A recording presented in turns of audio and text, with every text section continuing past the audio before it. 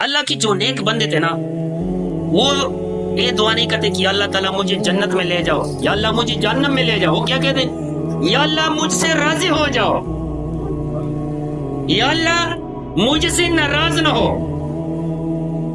جب اللہ راضی ہو گیا تو پھر ہر شے تمہاری دنیا بھی تیرے لیے، آخرت بھی تیرے لیے. تو میرے بھائیو اپنے رب کو راضی کرو. یہ ٹائم، یہ سیکنڈ، یہ گزر جائے گا. پھر قیامت والے دن آپ کو اس ٹائم کی پیچھے رونا پڑے گا کہ میرے سے یہ ٹائم کیوں ویسے گزر، یہ وقت کیوں گزر کے، بغیر ذکر کے، بغیر اللہ تعالیٰ کی رضامندی کی کیوں گزر.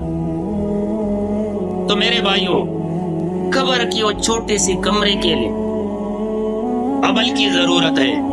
دنیا کے مکان کے لیے اے سی لگاتے ہو جی، دنیا کے مکان کے لیے ایک نہیں دو پنکھے لگاتے ہو، کولر لگاتے ہو، اور دنیا میں کوئی نقصان ہی نہیں. آکسیجن تو ہے، بجلی نہیں، آکسیجن تو ہے، پانی تو ہے، چلنا پھرنا تو ہے. ہاتھ سے بندہ پکا استعمال کر دی گزارا دو یار. اس قبر میں تو یہ چیزیں تو نہیں ہے. وہ قبر بار بار آواز دیتے کہ میں اندھیروں کا گھر ہو، روشنی لے کر آؤ. میں سانپوں کا گھر ہو، میں بچھو کا گھر ہو.